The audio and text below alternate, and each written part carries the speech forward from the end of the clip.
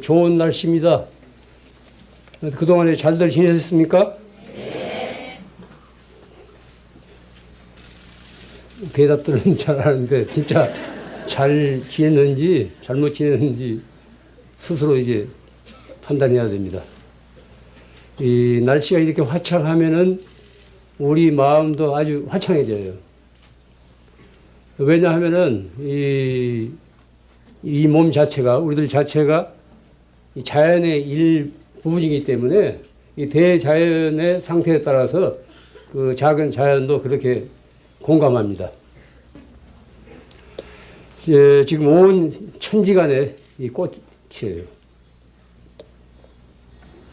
봄 기운이 지금 사방에 철철 넘치고 있습니다. 이런 때 이제 마음이 여린 사람들은 꽃 멀미를 알아요. 봄이 와서 꽃이 피는 게 아니라 꽃이 피어서 봄을 이룹니다. 꽃이 없는 봄을 한번 상상해 보십시오. 만약 꽃이 없는 봄이 온다고 할 때 그건 봄일 수가 없죠. 그런데 미래 이 환경학자들은 미래 이 다음 세기에 가서는 봄에 꽃을 보지 못할 수도 있을 거래요. 지금 이렇게 이제 지구가 환경이 훼손되고 있는 이런 상태로 계속 지속되면은 봄이 와도 어디서도 꽃을 볼 수 없는 그런 때가 올 거랍니다. 꽃을 보면은 남녀노소 가릴 것 없이 카메라맨이건 카메라맨 아니건 다 좋아합니다. 꽃을 보고 싫어하는 사람은 없어요. 만약 꽃을 보고 싫어하는 사람이 있다면은 문제가 있는 겁니다. 우리가 꽃을 보고 좋아하는 것은 우리들 마음에 이 꽃다운 그런 요소가 깃들어 있기 때문에 그렇습니다. 아무 생각 없이 무심히 자연의 아름다움을 바라보는 일은 즐겁습니다. 새삼스럽게 이 삶에 대한 고마움을 느끼게 돼요. 우리가 지금까지 우리가 지금 오늘 이 자리에서 이렇게 살아있기 때문에 이런 꽃의 아름다움도 누릴 수가 있습니다. 그렇지만은 무엇인가 쫓기는 사람들은 이런 아름다움을 받아들일 여유가 없어요. 모든 사람들이 꽃을 보고 다 아름다워하는데 무엇인가 쫓기는 사람들은 꽃이 피는지 마는지 새잎이 돋아나는지 마는지 전혀 관심 바뀝니다.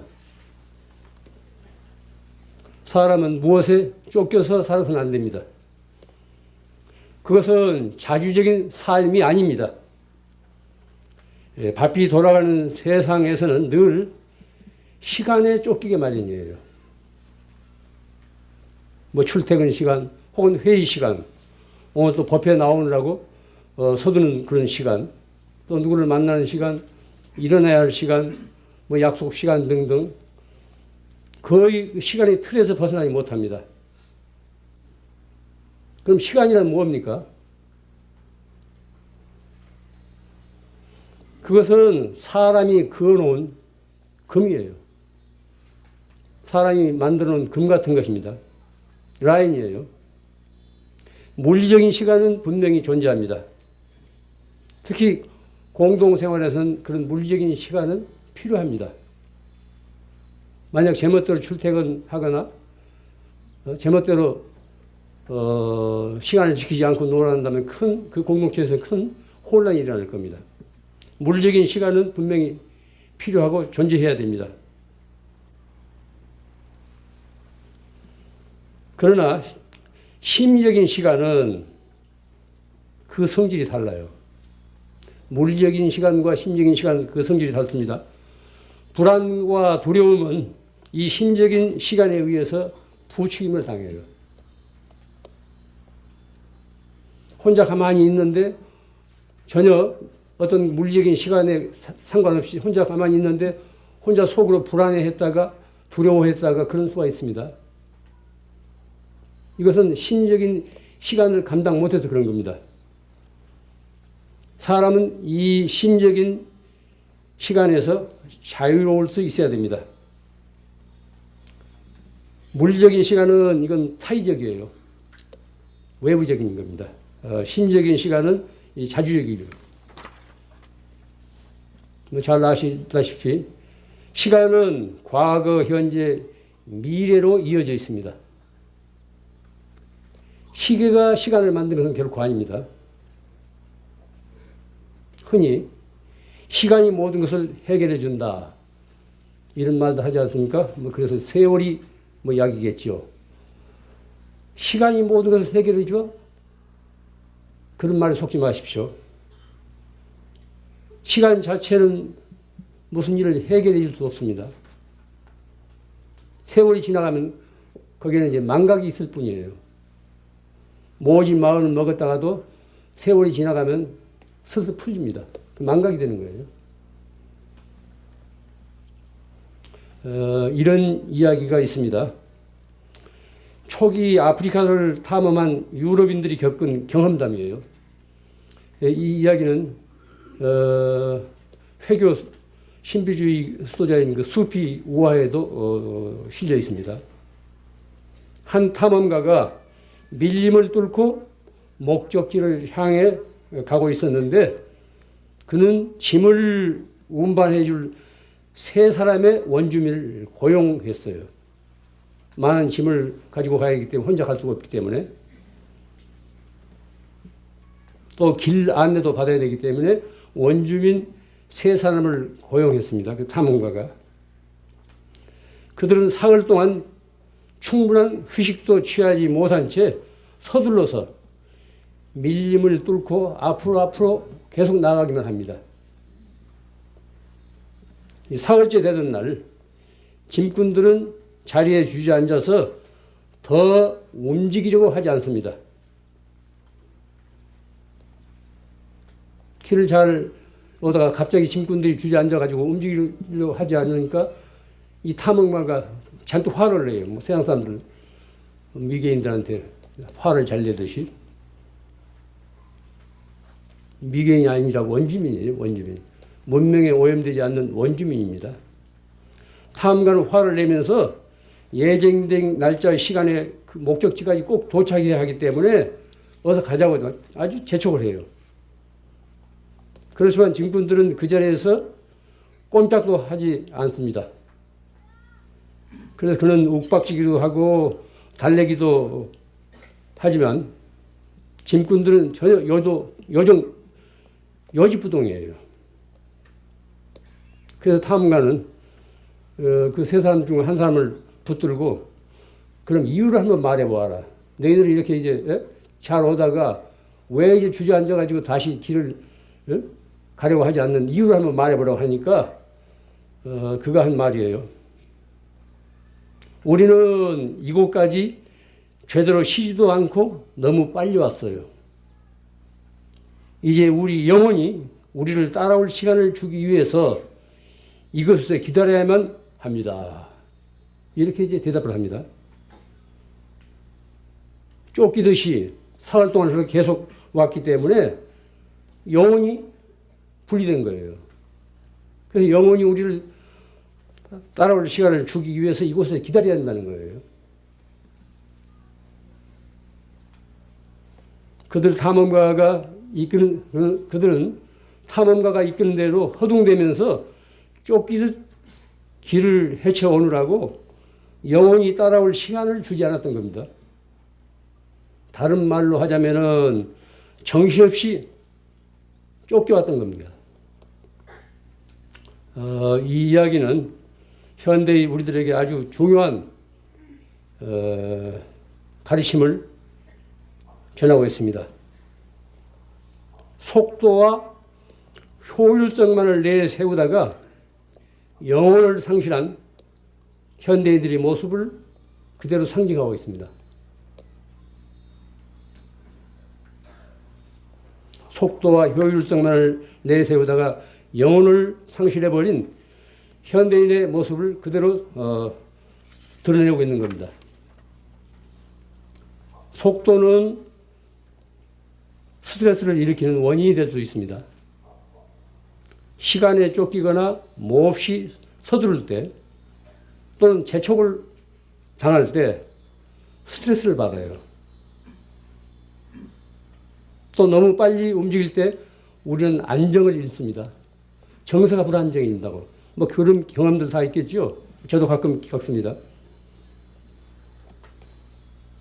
제한 속도 100km로 달려야 할 구간을 140km나 150km로 달리게 되면은 연료만 많이 소모되는 것이 아니라 불안정한 정서를 이루게 돼요. 그리고 자기 자신도 모르게 흥분해서 들뜨게 된다고. 그리고 피곤이 가중됩니다. 스트레스가 쌓이는 겁니다. 그래서 본의 아니게 사고들을 일으키지 않습니까? 속도라는 그런 거예요. 속도와 효율성은 아주 냉혹한 비인간적인 것입니다. 너무 서두르는 바람에 제정신을 차리지 못해 실수를 저지르는 일이 적지 않습니다. 특히 이제 어떤 직장이라든지 마감 시간이 있지 않습니까? 뭐 신문사건, 방송사건. 마감 시간이라는 게 아주 비인간적인 거예요. 원서 제출 마감 시간. 뭐 아우성이지 않습니까? 차분히 생각하면서 일할 수 있는 여유가 필요한데 사람이 기계가 아니기 때문에 감성을 지닌 사람이기 때문에 차분히 생각하면서 행동할 그런 시간적인 여유가 필요한데 계속 쫓기다 보면은 엉뚱한 데로 뻗어나갑니다. 아프리카 그 원주민들이 표현대로 무슨 일에나 영혼이 따르지 않으면 불행해집니다. 바삐 서두른 사람은 제정신이 없잖아요. 뭐 더 말할 것도 없이 우리는 행복하기 위해서 삽니다. 이 풍진 세상을 왜 우리가 삽니까? 행복하기 위해서 산다고. 한마디로 하자면 불행하기 위해서 사는 사람은 아무도 없습니다. 행복하기 위해서 사는 이 세상인데 카드 빚을 갚기 위해 자신을 낳아 길러준 어머니를 살해하는 이 막대한 세상에서 삶의 기준을 어디에 두고 살아야 할지 다시 묻지 않을 수 없습니다. 우리가 지금 사는 세상이 이런 세상이에요. 어떤 한 집에서만 일어나는 일이 아닙니다. 어디에서나 일어날 수 있는 그런 개연성이 있는 그런 세상이에요. 왜냐하면 우리가 너무 안정감을 잃고 제정신을 잃고 바삐 쫓기면서 살기 때문에 온전하게 생각하고 행동할 그런 여유가 없는 겁니다. 무엇보다 먼저 마음의 안정을 이루어야 합니다. 기본적인 거예요. 마음의 안정이 없으면 모든 것이 뒤틀립니다. 마음이 안정돼야 사람의 도리를 생각할 수 있고 주위의 사물을 제대로 인식하고 받아들일 수 있습니다. 우리가 다 같이 바라는 행복은 온갖 생각을 다 내려놓고 세상의 아름다움을 바라볼 시간을 갖는 데서 그 움이 틉니다. 복잡한 생각, 미운 생각, 고운 생각 다 이제 부려놓고 그저 무심히 자연을, 아름다움을 바라볼 수 있는 시간을 가져야 돼요. 그래야 그 안에서 행복의 싹이 틉니다. 진정한 행복은 이 다음에 이루어야 할 목표가 아닙니다. 우리는 늘 이 다음에 뭐 이것저것 다 일해 마치고 어디 시골에 조용히 내려가서 집이나 한 채 지어가지고 그때부터 이제 무슨 행복을 마련할 거고 이런 그 설계들을 하는 사람들이 없지 않습니다. 진정한 행복은 이 다음에 이루어야 할 그런 목표가 아닙니다. 지금 당장 이 순간에 존재하는 겁니다. 우리가 살아오면서 되돌아보세요. 한순간이나마 행복을 누렸던 그때는 한순간이었어요. 미래가 아니었습니다. 그런데 대부분의 사람들은 행복을 삶의 목표로 삼으면서도 지금 이 순간의 행복을 놓치고 있어요. 지금이 바로 그때이지 다른 때가 우리를 기다리지 않습니다. 늘 그렇게 생각해야 돼요. 이 다음으로 미루지 마십시오. 언제 어디서건 바로 그 순간의 행복을 우리가 만들 수 있는 것이지, 행복을 누릴 수 있는 것이지, 어떤 특정한 기회에, 어떤 특정한 시간에 행복을 이룰 수 있다고 생각해서는 안 됩니다. 흔히들 원하던 것들을 얻는 것을 행복이라고 알고 있어요. 뭐 자동차를 가지고 싶은 사람은 자동차, 또 어떤 가구, 또 어디 요새 또 이제 5월달에 뭐 있다 보니까 한 자리 하고 싶은 그런 권력, 또 이제 뭐 자기 짝을 갖고 싶은 사람, 이런 욕망을 이루면은 행복해하고 이런 욕망을 이루지 못하게 되면은 불행하다고 생각합니다. 원하던 것을 막상 갖게 되면은 한동안은 흐뭇하고 느긋해할지 모르지만은 머지않아 시들해집니다. 다 우리가 겪은 일이에요. 머지않아 그렇게 소중하던 것이, 그 소중하던 물건이 머지않아 시들해진다니까요. 거기 있는지 마는지 쳐다도 안 보게 돼요.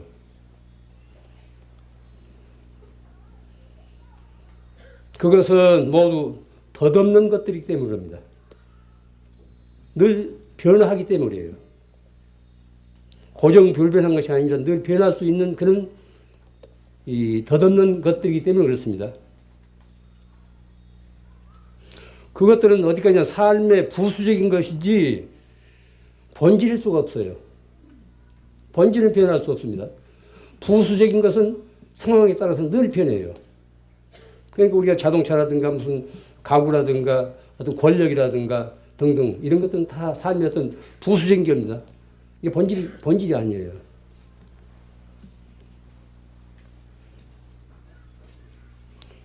부수적인 것과 본질적인 것을 분별할 수 있어야 됩니다. 본질적인 것에는 우리가 가치를 부여해야 되지만은 부수적인 것은 그렇게 가치를 부여할 수 없습니다. 행복은 요구하고 추구할 수 있는 것이 아닙니다. 주어지는 거예요. 행복을 우리가 요구하고 추구한다고 해서 달성할 수 있는 것은 아닙니다. 그건 우리에게 주어지는 거예요. 선물이에요. 추구하거나 요구하게 되면 행복은 우리를 비켜갑니다. 지금 이 찬란한 봄날에 이 순간을 우리가 사람답게 살 수 있다면 이 안에 행복은 깃들어 있습니다. 거듭 말씀드립니다. 무엇에 쫓기듯 살아서는 안 됩니다. 영혼이 미쳐 따라올 수 없도록 그렇게 살아서는 안 됩니다. 안정된 마음, 차분한 마음으로 사물의 아름다움을 음미하면서 자신의 삶을 행복하게 가꾸어야 합니다. 나무들만 꽃을 피우는 것은 아닙니다. 우리 인생도 저마다 자신의 기량을 마음껏 드러낸다면 그때 그곳에서 향기로운 그런 삶의 꽃을 활짝 피울 수 있습니다. 사람은 누구나 행복하게 살 능력을 지니고 있습니다. 그러한 잠재력을 묵혀두지 말고 마음껏 발휘해서 세상의 조화를 이루어야 됩니다.